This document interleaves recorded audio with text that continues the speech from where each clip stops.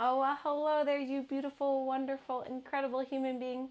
I am Andrea Dawn, and today we are here talking more yoga philosophy. Last week we introduced the gunas, the strands, the aspects, or the parts of nature that are part of prakriti, or manifest matter, different from purusha, which is the unchanging divine nature. And so we said that there are three gunas, tamas, rajas, and sattva, and they all have different qualities about them. And everything manifest, everything in prakriti is made up of these three gunas. So today we're going to dive even deeper into tamas, which is the first guna that is kind of the lowest on the totem pole.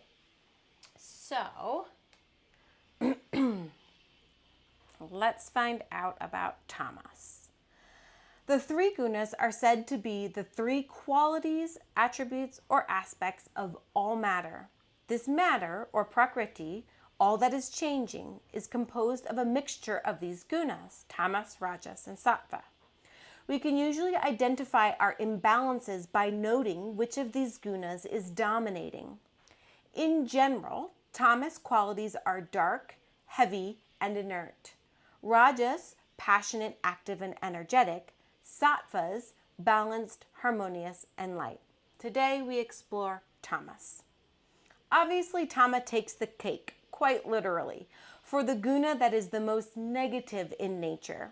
Words like lazy, heavy, ignorant, dark, hopeless, greedy, and dull are all used to describe tamas. Certainly not who or how we aspire to be. And while it may be helpful to note if we are feeling these ways, it is certainly not helpful to label ourselves or others in terms like this. All of the gunas are temporary, being that they are what prakriti is made of. So while we may feel tamasic, it does not mean we are. The faster we can identify with our true nature, which is pure and unchanging, the faster we can mix up a recipe to rebalance ourselves. If our current recipe is one of inactivity, isolation, processed foods, and ignorant communication with self and others, then we can slowly start to add ingredients of activity, community, healthy foods, and loving speech. Rather than judging and condemning ourselves for exhibiting tamas, we can employ curiosity and compassion as to how and why tamas is taking a hold of us. Not only will this gift us a deeper knowing of thyself, it will gift us a deeper understanding of others as well. It is also important to recognize the helpful qualities of tamas that might be disguised or dismissed, especially by a society that is obsessed with action and outward appearances. What might get labeled as lazy could just as easily be rest and recovery. What might be judged as ignorance is perhaps quiet contemplation. What might be seen as isolation is in fact inward observation. Let us be sure to use our spirituality as a lightsaber to simply light the way for ourselves versus a sword that cuts and condemns our fellow brothers and sisters. We don't know what we don't know, and our only job is to really know ourselves. And I think when describing things like tamas, which tend to be a little bit more negative in nature, sometimes that hierarchy then feeds our ego, and we can end up feeling better than.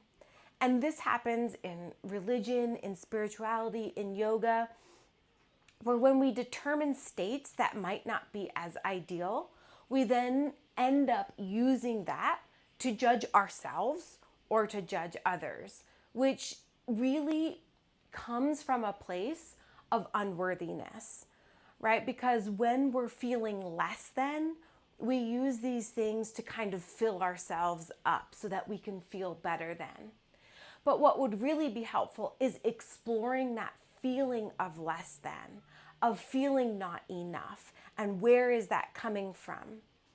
And noticing when we do that, when we do point the finger, right? Not condemning yourself for that, but noticing and coming back with the lens of curiosity as to where and why that's happening within ourselves. And in this way, that leads to a more sattvic, peaceful, easeful, calm nature where we are less judgmental. I hope this was helpful in understanding the gunas as a whole, and in particular, tamas. And then next week we will move on to rajas. And please like and subscribe so that these videos continue to pop up for you and we can share our yoga philosophy together and be on this yoga journey and learn to expand ourselves and our consciousness so that we get to live in a world that is more peaceful and more easeful and more loving. Always a blessing, honor, and privilege. Peace, peace, peace, shanti, shanti, shanti. Namaste, yogis.